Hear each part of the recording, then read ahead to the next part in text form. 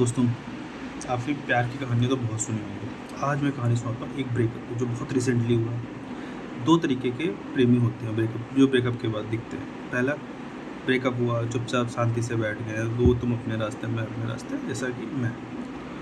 फिर एक आते हैं जो कुत्ते बिल्ली की तरह वहाँ लड़ते रहते हैं।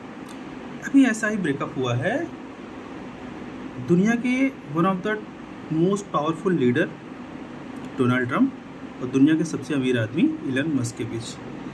पिछले अमेरिकी चुनाव में, राष्ट्रपति चुनाव में, दोनों एकदम ऐसे प्रेमी युगल की तरह एक दूसरे की तारीफों के पुल बांध रहे थे, मंचों पे एकदम ज़बरदस्त सहयोग दिखा रहे थे।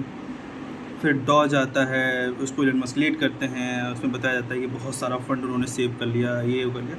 फिर आता है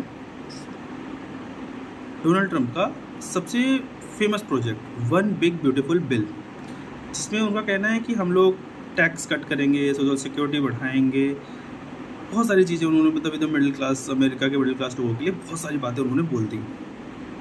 लेकिन इसमें बड़ी बात यह आ रही है कि अमेरिका में $3 ट्रिलियन का, जो पहले ही बहुत सारा 30-40 ट्रिलियन डॉलर के कर्ज में दबा हुआ, $3 ट्रिलियन और बढ़ जाएगा।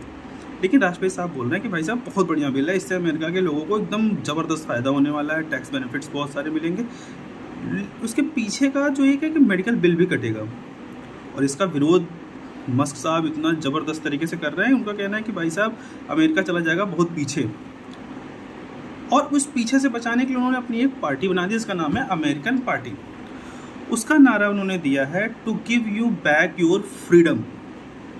क्या ये सब इतना सिंपल लग रहा है? नहीं भाई साहब, इस बिल में जिस पे सरफटौवल हुई है इन दोनों के बीच में, एक जो बड़ा चीज़ है जो इलन मस्क साहब को खटक रहा है, वो है ग्रीन एनर्जी सब्सिडी को कट किया जाना। ठीक है, और इलन मस्क साहब एकदम बड़ी बातें कर रहे हैं। अगर सब्सिडी नहीं मिलेगी, इनकी टेस्ला बिकेगी कहाँ से? आप भी अपनी राय बताइए कमेंट में।